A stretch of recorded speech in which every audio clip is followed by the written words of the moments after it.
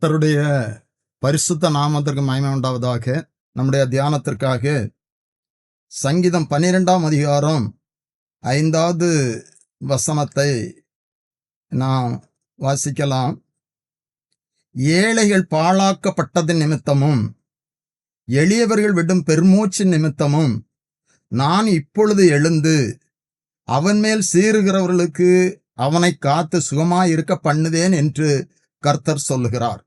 எளியவர்கள் விடும் பெருமூச்சு நிமித்தம் நான் எழுந்து என்று சொல்லி கர்த்தர் சொல்லுகிறார்.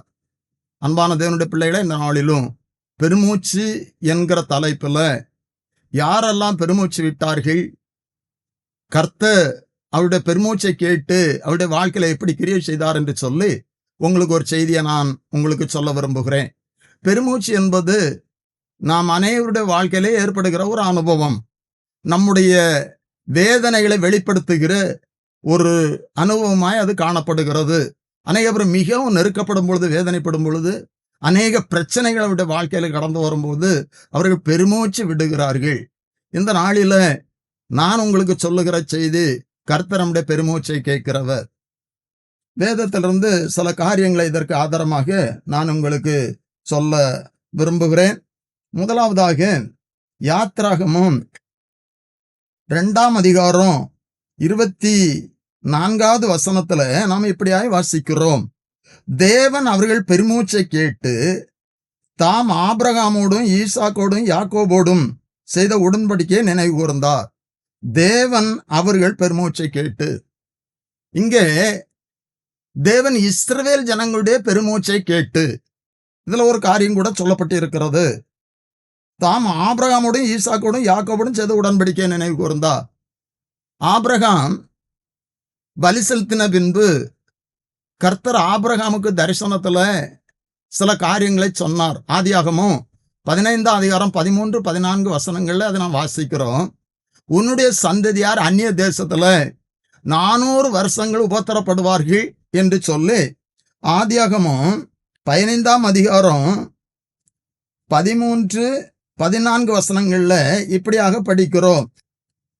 அப்பொழுது அவர் ஆபிரகாமை நோக்கி, உன் சந்ததியார் தங்களுடையது அல்லாத அந்நிய தேசத்திலே பரதேசிகளாயிருந்த அந்நிய தேசத்தாரை சேவிப்பார்கள் என்றும் அவர்களால் 400 வருஷம் உபத்திரப்படுவார்கள் என்றும் நிச்சயமாய் அறிய கடவாய். இவர்கள் சேவிக்கும் ஜாதிகளை நான் நியாயம் தீர்ப்பேன், பின்பு மிகுந்த பொருட்களுடனே புறப்பட்டு வருவார்கள். அந்த ஆபிரகாமோடு கர்த்தர் உடன்படிக்கை பண்ணினார். இஸ்ரவேல் ஜனங்கள் எகிப்திய தேசத்துல அடிமைத்தனத்துல அவர்கள் படுகிற கஷ்டத்தை அன்றைக்கு ஆபிரகாமிடத்துல அவர் சொன்னார். அதனால்தான் அந்த வசனத்துல நம்ம வாசிக்கிறோம், ஆபிரகாமோடு ஈசாக்கோடு யாக்கோபோடு பண்ணின உடன்படிக்கையை நினைவு கூர்ந்தார் என்று சொல்லி, இவர்கள் சேவிக்கும் ஜாதிகளை நான் நியாயம் தீர்ப்பேன். அப்படியே மோசையை அனுப்பி கர்த்தர் அந்த ஜனங்களை நியாயம் தீர்த்தார். பின்பு மிகுந்த பொருட்களுடனே அவர்கள் புறப்பட்டு வந்தார்கள். அப்படி என்று சொன்னால், முதலாவதாக நான் உங்களுக்கு சொல்லுகிறது, இஸ்ரவேல் ஜனங்களுடைய பெருமூச்சை கேட்ட கர்த்தர். இன்று இஸ்ரவேலராய் நாம் தெரிந்து கொள்ளப்பட்டிருக்கிறோம். உங்களுடைய வாழ்க்கையில அநேக பிரச்சனைகள் நிமித்தம், நெருக்கங்கள் நிமித்தம் நீங்கள் பெருமூச்சு விடுகிறவர்களாய் காணப்படலாம். கர்த்தருடைய நாமத்துல நான் உங்களுக்கு சொல்லுகிற செய்தி, நம்முடைய பெருமூச்சை கேட்கிற கர்த்தர், நம்முடைய பெருமூச்சை கேட்டு அந்த பிரச்சனையிலிருந்து நம்ம விடுவிக்கிற கர்த்தர். இஸ்ரவேல் ஜனங்கள் எகிப்திய அடிமைத்தனத்தில் ஏற்பட்ட கஷ்டங்கள் நமக்கு தெரியும். அவர்கள் யோசேப்பை அறியாத ஒரு ராஜன் அந்த எகிப்து தேசத்துல வந்தபோது அந்த ராஜா இஸ்ரவேல் ஜனங்களை மிகவும் ஒடுக்கினான். இவர்கள் பெருகினால் நமக்கு எதிராக ஒரு நாள் எழும்பலாம் அப்படி என்று சொல்லி பிறக்கும் ஆண் பிள்ளைகள் எல்லாம் கொல்ல வேண்டும் என்று சொல்லி உத்தரவு போட்டான். ஆனாலும் மருத்துவச்சிகள் தேவனுக்கு பயந்த காரணத்தினால அங்க ஒரு பொருத்தமான காரியத்தை சொல்லுகிறார்கள். தொடர்ந்து பிறக்கும் ஆண் பிள்ளைகள் எல்லாம் நதியிலே போடப்பட வேண்டும் என்று சொல்லுகிறான். ஆண் பிள்ளைகள் சந்ததிகளை அழிக்க வேண்டும் என்று சொல்லி அவன் அங்கே உத்தரவு பிறப்பித்தான் என்று சொல்லி நாம் பார்க்கிறோம். அந்த சூழ்நிலையில 1ஆம் அதிகாரம் 13, 14 வசனங்களை, எகிப்தியர் இஸ்ரவேல் புத்திரரை கொடுமையாய் வேலை வாங்கினார்கள். 14வது வசனம், சாந்தும் செங்கலுமாகிய இவைகளை செய்யும் வேலையினாலும் வயலில் செய்யும் சகலவித வேலையினாலும் அவர்கள் ஜீவனையும் கசப்பாக்கினார்கள். இந்த எகிப்திய அடிமைத்தனத்துல அவர்கள் எவ்வளவுதான் வேலை செய்தாலும் கூட மிகவும் அவர்கள் கொடுமைப்படுத்தப்பட்டார்கள். வாழ்க்கை கசப்பாய் தோன்றியது. நம்முடைய வாழ்க்கையிலும் அப்படித்தான் தேவ பிள்ளைகளை, நாம் மிகவும் நெருக்கப்படும் பொழுது அநேக பிரச்சனைகள் நம்முடைய வாழ்க்கையில கடந்து வரும்போது நம்முடைய வாழ்க்கை கசப்பாய் தோன்றுகிற ஒரு அனுபவத்தில் காணப்படலாம். இந்த வார்த்தையை கேட்டுக்கொண்டிருக்கிற சகோதரா சகோதரி, இன்றைக்கு உங்களுடைய வாழ்க்கையிலும் இப்படிப்பட்டதான ஒரு சூழ்நிலையில நீங்கள் காணப்படலாம். உங்களுடைய வாழ்க்கை கசப்பாய் காணப்படலாம். ஆனால் ஒன்றை நான் உங்களுக்கு சொல்லுகிறேன், அவர் உங்களுடைய பெருமூச்சை கேட்கிற கர்த்தர். இங்கே இஸ்ரவேல் ஜனங்கள் இப்படிப்பட்டதான ஒரு சூழ்நிலையில, மிகவும் நெருக்கப்பட்ட ஒரு சூழ்நிலையில அவர்கள் பெருமூச்சு விடுகிறார்கள். அந்த வசனம் தெளிவாய் சொல்லுகிறது, தேவன் அவர்கள் பெருமூச்சை கேட்டு, தேவன் அவர்கள் பெருமூச்சை கேட்டு. நம்முடைய தேவன் நம்முடைய பெருமூச்சை கேட்கிற தேவன். நீங்கள் தனிமையில விடுகிற பெருமூச்சு, நீங்கள் இரவில படுக்கையில விடுகிற பெருமூச்சு நம்முடைய கர்த்தருடைய காதுகளிலே தொனித்து கொண்டு இருக்கிறது. அவர் பெருமூச்சை கேட்டு, இங்கே இஸ்ரவேல் ஜனங்களுடைய பெருமூச்சை கேட்டு 25வது வசனம் இப்படியா சொல்லுகிறது, தேவன் இஸ்ரவேல் புத்திரரை கண்ணோக்கினார், தேவன் அவர்களை நினைத்தருளினார். தொடர்ந்து நடந்த காரியம் நமக்கு தெரியும். மோசேயை சந்தித்தார். மோசே, நீ இஸ்ரவேல் ஜனங்களை மீட்பதற்காக எகிப்துக்கு அனுப்புவேன் வா என்று சொன்னார். மோசே முதல் அவர் மரத்தாலும் கூட தொடர்ந்து மோசேயை திடப்படுத்தி பலப்படுத்தி எகிப்துக்கு அனுப்பி இஸ்ரவேல் ஜனங்களை மீட்டார். 6ஆம் அதிகாரம் 5வது வசனத்திலும் கூட இப்படியாக நம்ம பார்க்கிறோம். அங்கே மோசேயிடத்துல கர்த்தர் சொல்லுகிறது, 5வது வசனம், எகிப்தியர் அடிமை கொள்ளுகிற இஸ்ரவேல் புத்திரரும் பெருமூச்சை நான் கேட்டு என் உடன்படிக்கையை நினைத்தேன் அப்படி என்று சொல்லுகிறார். மேலே நாம் பார்க்கும்போது மேலும் தேவன் மோசேயை நோக்கி, நான் யெகோவா. அன்பான தேவனுடைய பிள்ளைகளே, நம்முடைய வாழ்க்கையில கர்த்தர் யெகோவாவாக அவர் கிரியை செய்ய வல்லமையுள்ள தேவனாய் இருக்கிறார். இங்கே மோசேக்கு தன்னை வெளிப்படுத்துகிறார். பக்தர்களுக்கெல்லாம் பரிசுத்தவான்களுக்கெல்லாம் சூழ்நிலைக்கு ஏற்றவாறு ஆபிரகாமிடத்தில் சொன்னா, நான் சர்வ வல்லமையுள்ள தேவன் என்று சொல்லு. மனோடத்துல சொன்னா, என் நாமம் அதிசயம் என்று சொல்லு. இங்கே மோசேக்கு தன்னை வெளிப்படுத்துகிறார்.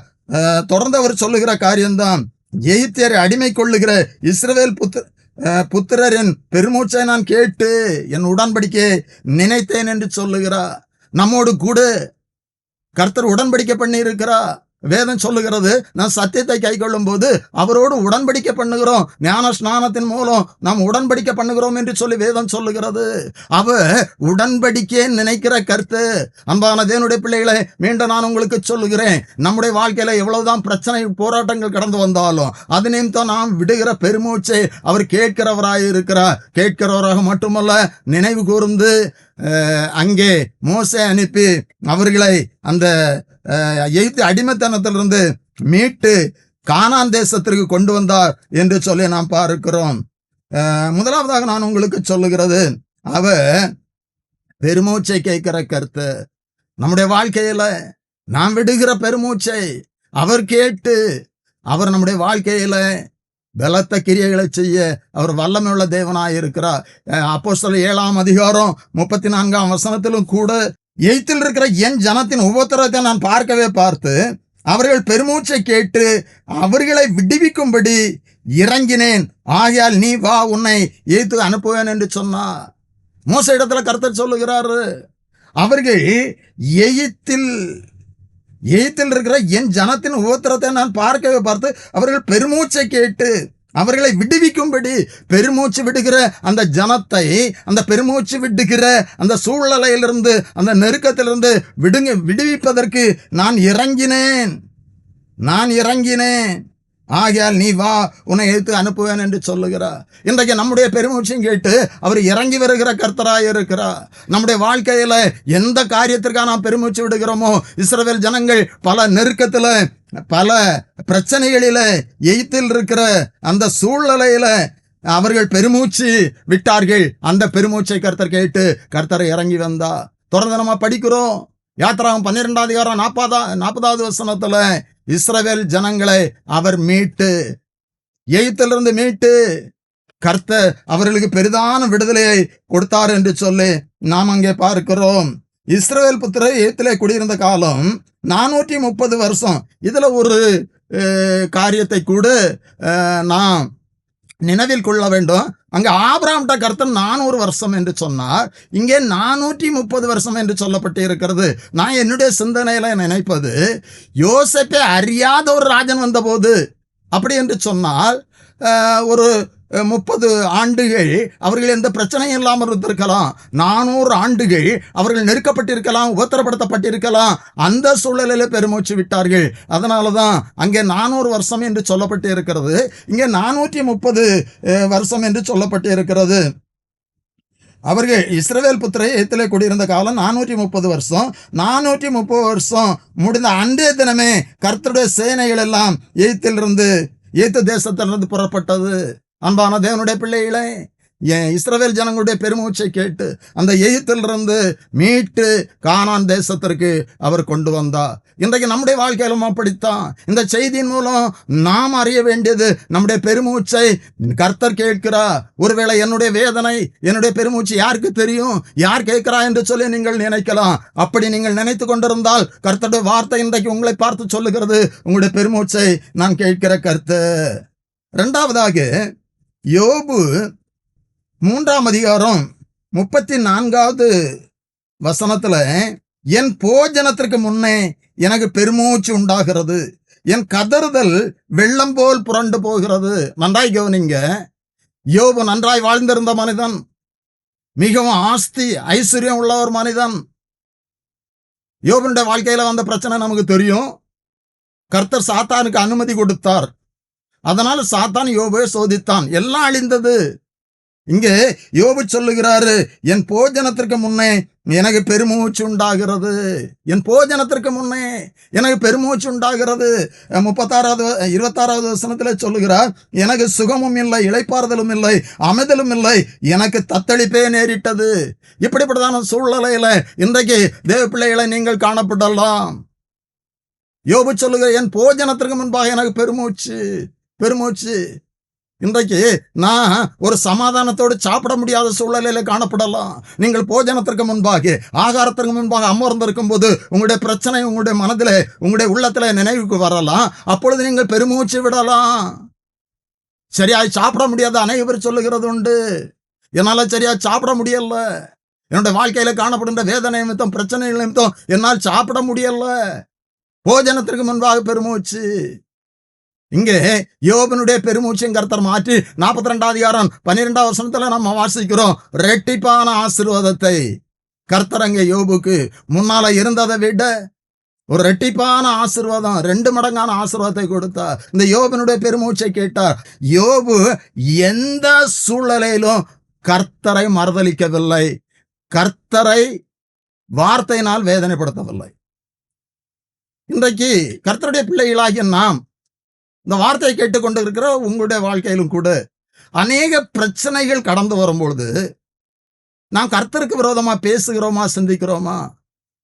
நான் கர்த்தரை தேடுகிறேன், நான் ஜெபிக்கிறேன், என்ற வாழ்க்கையில ஏன் இந்த பிரச்சனை? நான் ஊழியத்தில் இருக்கிறேன், ஊழியத்தில் கடந்து வருகிற அநேக பேர் இன்றைக்கு வந்த அநேக பேர் பின்மாறி போயிருக்கிறார்கள். அவர்கள் சொல்லுகிற காரியம், நாங்கள் எவ்வளவோ கர்த்தரை தேடுகிறோம், துன்மார்க்கன் செழித்திருக்கிறான். வசனம் சொல்லுகிறது, துன்மார்க்கன் செழித்திருப்பான். ஆனால் கர்த்தருடைய பிள்ளைகளுடைய வாழ்க்கையில பிரச்சனைகள் வரும். ஆனால் நான் ஒன்றை உங்களுக்கு சொல்லுகிறேன், பிரச்சனைகளில நம்ம அழிந்து போக மாட்டோம். கர்த்தர் நமக்கு அதிலிருந்து ஒரு விடுதலை தருவா. இங்க யோபுக்கு மிகவும் நெருக்கம், எல்லாம் இழந்த சூழ்நிலை. யோபினிடத்திலிருந்து நான் கற்றுக்கொள்ள வேண்டிய ஒரு காரியம், யோபு எல்லாம் இழந்த சூழ்நிலையில சொல்லுகிறார், கர்த்தர் கொடுத்தார், கர்த்தர் எடுத்தார், கர்த்தருக்கு ஸ்தோத்திரம். கர்த்தர் கொடுத்தார், கர்த்தர் எடுத்தார். எனக்கு உண்டானதெல்லாம் கர்த்தரால் உண்டாயிற்று. அவர் எடுத்தார், அவர் கொடுத்தார், அவர் எடுத்தார், கர்த்தருக்கு ஸ்தோத்திரம். 1ஆம் அதிகாரம் 21ஆம் வசனத்துல இப்படியா சொல்லப்பட்டு இருக்கிறது, நிர்வாணியாய் என் தாயின் கர்ப்பத்திலிருந்து வந்தேன், நிர்வாணியாய் அவ்விடத்திற்கு திரும்புவேன். கர்த்தர் கொடுத்தார், கர்த்தருடைய நாமத்திற்கு ஸ்தோத்திரம் என்றான். இதுல நான் ஒன்றே உங்களுக்கு சொல்லுகிறேன் தேவ பிள்ளைகளை, நான் உணர்ந்து கொள்ளத்தக்கதாக, புரிந்து கொள்ளத்தக்கதாக, நான் இந்த உலகத்துல ஒன்றும் கொண்டு வந்ததும் இல்லை, ஒன்றும் கொண்டு போவதும் இல்லை, ஒன்றும் கொண்டு வந்ததும் இல்லை, ஒன்றும் கொண்டு போவதும் இல்லை. நன்றாய் புரிந்து கொள்ள வேண்டும். இன்றைக்கு அநேக பேர் கர்த்தரை அறியாதவர்களும் கர்த்தரை அறிந்தவர்களும் கூட இந்த உலக பிரகாரமான காரியத்திற்காக மிகவும் பிரயாசப்பட்டு அதனால பல பேர் மன சோர்வடைந்து பின்வாங்கி போகிற சூழ்நிலையும் நான் பார்க்க முடிகிறது. போதும் என்ற மனதுடனே கூடிய தேவ பக்தியை மிகுந்த ஆதாயம் என்று சொல்லப்பட்டு இருக்கிறது. கர்த்தர் நமக்கு என்ன தேவை என்பதை அறிந்திருக்கிறார், எப்பொழுது தேவை என்பதை அறிந்திருக்கிறார், அது நிச்சயமாய் தருவா. நான் கர்த்தரை தேடுகிறவர்களாக இருந்தால் கர்த்தரை தேடுகிறவர்களுக்கு ஒரு நன்மையும் குறைபடாது. இன்றைக்கு நம்முடைய வாழ்க்கையில பிரச்சனைகள் வரும்போது நான் சோர்ந்து போய்விடக்கூடாது. யோபு போல, யோபு சொன்னா கர்த்தர் கொடுத்தார், கர்த்தர் எடுத்தார். நிர்வாணியாய் வந்தேன், நான் நிர்வாணியாய் போவேன். நம்ம நிர்வாணியாய் வந்தா போகும்போது வேணா ஒரு ட்ரெஸ் போடுவாங்க. கடந்த நாட்கள்ல ஒரு சகோதரி, ஆராதனைக்கு வருகிற ஒரு சகோதரி சொன்னார்கள், அவர்களுடைய உறவினர் ஒரு தாயார் மரித்து போனார்களாம். அவர்கள் கிறிஸ்துவை ஏற்றுக்கொள்ளாதவர்கள். அந்த அடக்க ஆராதனைக்கு போயிருக்கும் போது இறுதியில இந்த தாயார் இடத்துல உள்ள நகைகள் எல்லாம் கலத்தினாங்களாம். மூக்குல அவங்க மூக்குத்தி அணிந்திருக்கிறார்கள். அந்த மூக்குத்தியை கலத்தி பார்த்தாங்களாம், வரலையாம். கத்தி எடுத்து மூக்கே அறுத்து மூக்குத்தி எடுத்தார்களாம். இதுதாங்க உலகம். நான் ஒன்றும் கொண்டு வந்தால ஒன்றும் கொண்டு போவதும் இல்லை. அதை நாம புரிந்து கொள்ள வேண்டும். அப்படி என்று சொன்னால்தான் யோபு போல விசுவாசத்துல நான் நிற்க முடியும். கர்த்தருடைய பிள்ளைகள், கர்த்தரை தேடுகிறவர்கள் எந்த நன்மைக்கும் குறைபட்டு போவதில்லை. நான் கர்த்தருடைய நாமத்தில் சொல்லுகிறேன், என்னுடைய அனுபவத்தில் சொல்லுகிறேன். முதலாவது தேவனுடைய ராஜ்யத்தை, அவருடைய நீதியும் தேடுங்கள், இவைகளெல்லாம் கூட கொடுக்கப்படும். நான் உண்மையா அவரை தேடுவோம் என்று சொன்னால் அவர் எந்த குறையும் இல்லாதபடி நம்மை நடத்துவார். இதை ஏன் சொல்லுகிறேன் என்று சொன்னா, அநேக பேர் இன்றைக்கு உலக பிரகாரமான ஆசீர்வாதத்திற்காக அநேக முயற்சிகளை செய்கிறார்கள். அதுல சில தோல்விகள் வரும்போது சோர்ந்து போய்விடுகிறார்கள். உலகம் அல்ல, நமக்கு ஒரு உலகம் இருக்குது. அதற்காக நாம் இந்த நாட்களில் பிரயாணம் பண்ணுகிறோம். கர்த்தர் நமக்கு அதை தருவார். இங்க யோபனுடைய வாழ்க்கையில இவை 22வது வசனம் சொல்லுகிறது, இவை எல்லாவற்றிலும் யோபு பாவம் செய்யவும் இல்லை, தேவனை பற்றி குறை சொல்லவும் இல்லை. 2ஆம் அதிகாரம் 10வது வசனத்துல இவை எல்லாவற்றையும் யோபு உதடுகளினால் பாவம் செய்யவில்லை என்று சொல்லப்பட்டு இருக்கிறது. அன்பான தேவனுடைய பிள்ளைகளே, யோபனுடைய வாழ்க்கையில யோபனுடைய பெருமூச்சை அவர் கேட்டு அவருடைய வாழ்க்கையில ரெட்டிப்பான ஆசீர்வாதத்தை அவர் கொடுப்பதற்கு காரணம், யோபு கர்த்தருடைய அனுமதியோடு கூட சாத்தான் சோதித்தாலும் அந்த சோதனையில உறுதியாய் நின்றார். 13ஆம் அதிகாரம் 15வது வசனம் சொல்லுகிறது, அவர் என்னை கொன்று போட்டாலும் அவர் மேல் நம்பிக்கையா இருப்பேன் என்று சொல்லி. 16ஆம் அதிகாரம் 20வது வசனம் சொல்லுகிறது, என் நண்பர்கள் என்னை வேதனைப்படுத்த ஆனாலும் என் கண்கள் என் தேவனை நோக்கி கண்ணீர் சொரிகிறது என்று சொல்லுகிறார். 23ஆம் அதிகாரம் 10வது வசனத்துல, நான் போகும் வழி அவர் அறிவார், அவர் என்னை சோதித்த பின்பு பொன்னாக விளங்குவேன் என்று சொல்லுகிறார். அந்நிய கண்களாலே இல்ல சொந்த கண்களால் பார்ப்பேன் என்று சொல்லுகிறார். நம்முடைய பிரச்சனைகளில யோபு போல உள்ள பிரச்சனைகளை கர்த்தர் நமக்கு அனுமதிக்க மாட்டார். ஆனாலும் நம்முடைய வாழ்க்கையில பிரச்சனைகள் இல்லாமல் இருப்பதில்லை, பிரச்சனைகள் வராமல் இருப்பதில்லை. பிரச்சனை இல்லாத வாழ்க்கை நமக்கு வாக்கு பண்ணப்படவில்லை. ஆனால் ஒன்றை நான் உங்களுக்கு சொல்லுகிறேன், உலகத்திலே உங்களுக்கு உபத்திரம் திடன் கொள்ளுங்கள், நான் உலகத்தை ஜெயித்தேன் என்று சொன்னார். உலகத்தை ஜெயித்தவர் நம்மோடு இருக்கிறார். நான் கர்த்தருடைய பிள்ளைகளாய் அவரை நம்பி இருப்போம் என்று சொன்னார், நிச்சயமாய் அவர் கைவிட மாட்டார், நம்மை கைவிட மாட்டார்.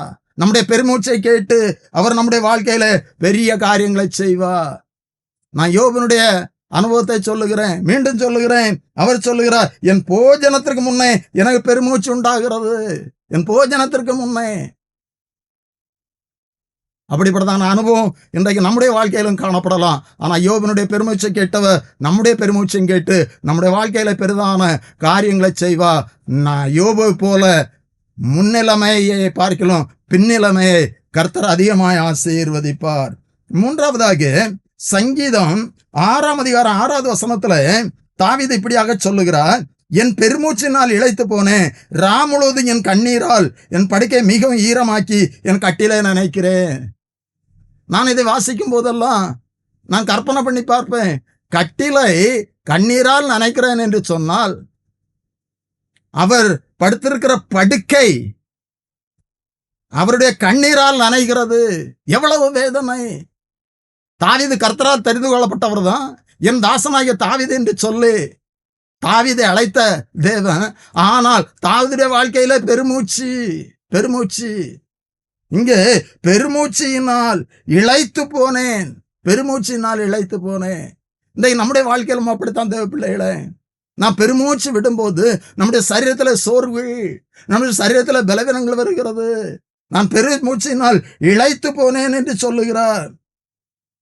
அவருடைய வாழ்க்கையில அதிகமான பிரச்சனை.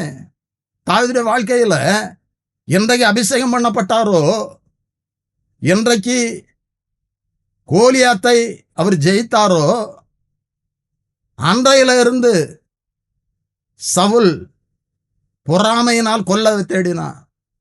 2 சாமுவேல் 15ஆம் அதிகாரம் 30வது வசனத்துல தாவீது தன் முகத்தை மூடி வெறுங்காலால் நடந்து அழுது கொண்டு ஒலிவ மலையின் மேல் ஏறி போனான். இங்கே அப்சலோமுக்கு பயந்து அப்சலோம் தாவீதுக்கு எதிராக எழும்பிய போது இங்கே வெறுங்காலால் நடந்து முகத்தை மூடி தாவீது தன் முகத்தை மூடி வெறுங்காலால் நடந்து அழுது கொஞ்சம் கற்பனை பண்ணி பாருங்க. தன்னுடைய மகனுக்கு பயந்து ஓடுகிறான். அவனுடைய வாழ்க்கையில பிரச்சனைக்கு மேல பிரச்சனை. ஆனால் தாவீது இறுதியாய் சொல்லுகிறது, கர்த்தர் என்னை எல்லா இக்கட்டுகளிலிருந்து எல்லா நெருக்கங்களிலிருந்து என்னை விடுவித்தார் என்று சொல்லு. அன்பான தேவனுடைய பிள்ளைகளை, நான் கர்த்தருடைய நாமத்திலே சொல்லுகிறேன், தாவீதை போல் நாம் தெரிந்து கொள்ளப்பட்டவர்களாய் இருப்போம் என்று சொன்னார். தாவீதை போல கர்த்தரை தேடுகிற சொன்னாரே, நான் எக்காலத்திலும் கர்த்தரை ஸ்தோத்தரிப்பேன், அவர் துதி என் வாயில் இருக்கும் என்று சொல்லு. அப்படிப்பட்டதான அனுபவமுடையவர்களாய் இருந்தார். தாவீதுடைய பெருமூச்சை கேட்டு அவருடைய வாழ்க்கையில காணப்பட்ட எல்லா நெருக்கங்களிலிருந்து விடுவித்த கர்த்தர் உங்களுடைய வாழ்க்கையிலும் காணப்படுகின்ற நெருக்கங்களை விடுவிப்பா. ஆனா தாவீதை போல நான் எந்த சூழ்நிலையிலும் அவரை துதிக்கிறவர்களாய் இருக்கணும், அவரை ஆராதிப்பவர்களாய் இருக்கணும். இங்கே ராம் முழுவதும் என் பெருமூச்சினால் இழைத்து போன் ராம் முழுவதும் என் கண்ணீரால் படுக்கை மிகவும் ஈரமாக்கினேன், என் படுக்கை என் கட்டிலே நினைக்கிறேன் என்று சொல்லுகிறார். இந்த வார்த்தையை கேட்டுக்கொண்டு இருக்கிற உங்களுடைய வாழ்க்கையில இப்படிப்பட்டதான அனுபவங்கள் காணப்படலாம். சகோதரர்களை விட சகோதரிகள் அதிகமாய் ராச்சாமங்களிலே அழுகிற அனுபவத்திலே காணப்படுகிறார்கள். தூக்கம் இல்லாமல் வேதனைப்பட்டு கொண்டு இருக்கிறார்கள். ஆனால் நான் ஒன்றை சொல்லுகிறேன், கர்த்தருடைய வார்த்தை சொல்லுகிறேன், உங்களுடைய பெருமூச்சை கர்த்தர் கேட்கிறார். தாவீதுடைய பெருமூச்சை கேட்டவர் உங்களுடைய பெருமூச்சை கர்த்தர் கேட்கிறார். தாவீதுடைய அனுபவத்தை குறித்து இன்னும் ஒரு சில வசனங்களை கூட நான் உங்களுக்கு சொல்ல விரும்புகிறேன். 38ஆம் அதிகாரத்துல அவர் சொல்லுகிற சில வார்த்தைகளை நாம் பார்க்கும் பொழுது அவருடைய வேதனை அங்கே வெளிப்படுகிறது. 38ஆம் சங்கீதம் 6வது வசனம் முதல் சில வசனங்களை நான் உங்களுக்கு சொல்லுகிறேன்.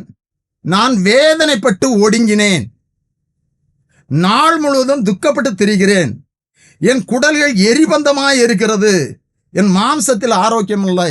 இந்த வசனத்தை ஏன் நினைவுபடுத்துகிறேன் என்று சொன்னால், இப்படிப்பட்டதான அனுபவம் இன்றைக்கு நம்முடைய வாழ்க்கையில அநேகருடைய வாழ்க்கையில காணப்படுகிறது. நான் வேதனைப்பட்டு ஒடுங்கினேன், நான் முழுவதும் துக்கப்பட்டு தெரிகிறேன். அநேகருடைய வாழ்க்கையில அநேக பிரச்சனைகள், ஒவ்வொரு நாளும் பிரச்சனைகள், துக்கங்கள். ஆனா நம்முடைய கர்த்தர் துக்கங்களை சந்தோஷமாய் மாற்றுகிற கர்த்தர்.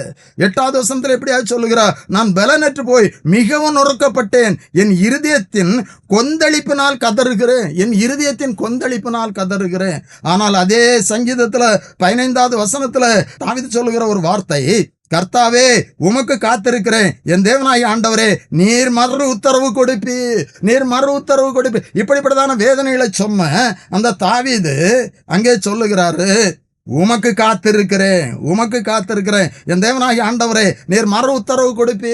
நம்முடைய கர்த்தர் நம்ம மறு உத்தரவு கொடுக்கிற கர்த்தர். எரேமியா 33வது அதிகாரம் 3வது வசனம் இப்படியா சொல்லுகிறது, நீ என்னை நோக்கி கூப்பிடு, நான் உனக்கு உத்தரவு கொடுத்து நீ அறியாதும் உனக்கு எட்டாமான பெரிய காரியங்களை அறிவிப்பேன் என்று சொல்லு.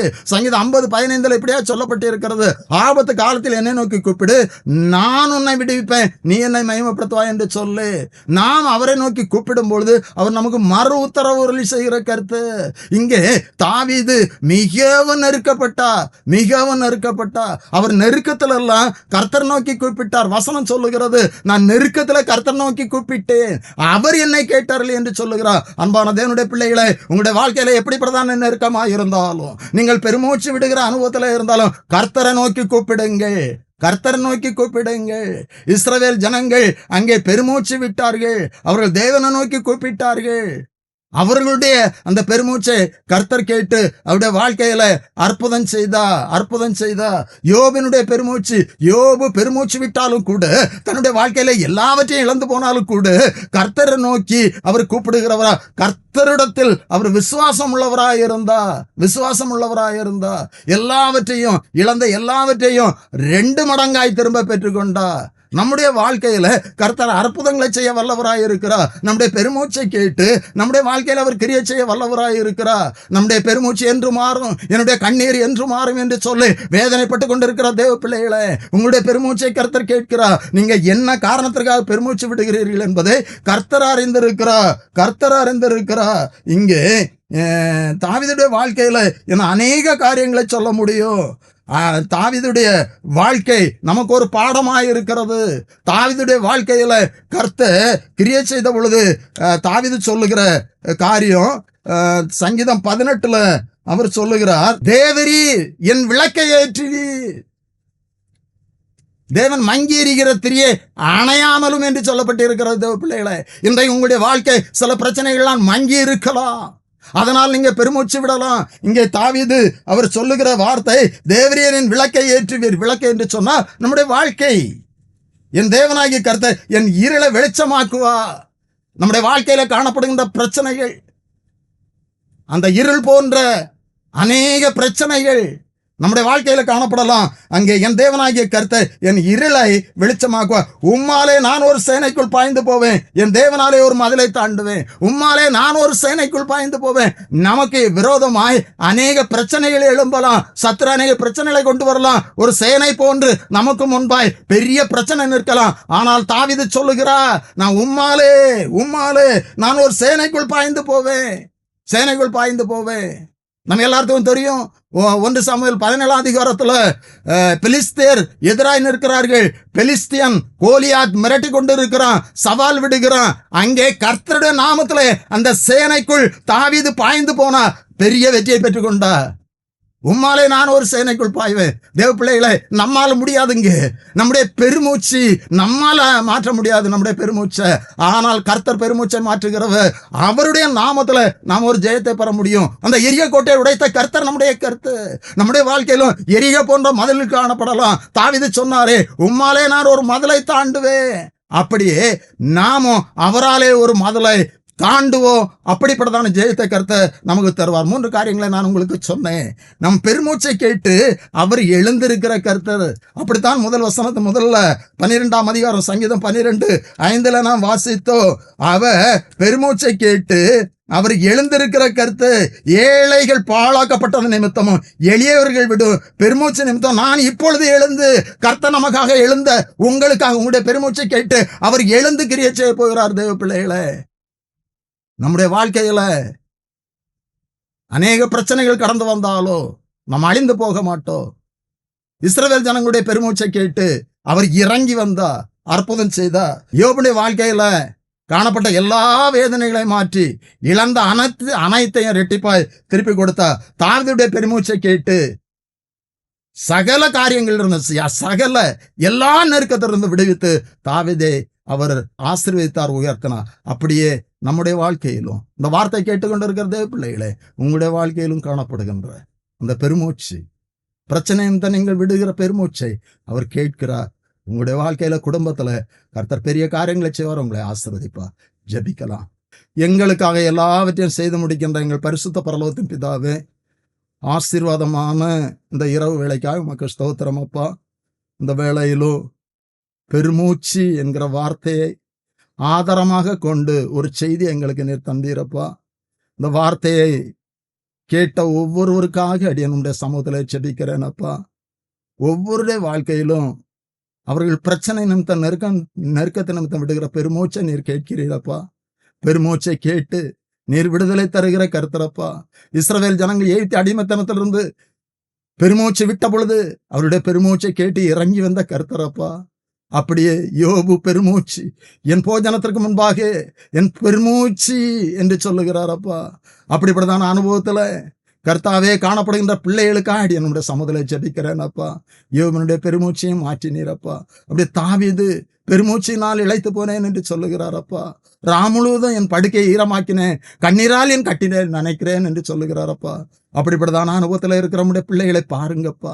அவருடைய பெருமூச்சை நீர் கேட்கிறேன். ஒவ்வொருடைய பெருமூச்சும் கேட்டு ஒவ்வொருடைய வாழ்க்கையிலும் குடும்பத்திலும் நீர் கிரியை செய்ய முடியாது. இந்த பெருமூச்சை மாற்றி பெரிதான விடுதலை கொடுத்து ஆசீர்வதிக்க முடியாது ஜெபிக்கிறேன். அப்படி நீர் செய்ய போறதுக்காக நன்றி. மீட்பர் இயேசு கிறிஸ்துவின் ஜெபிக்கிறோம் நல்ல பிதாவே, ஆமென்.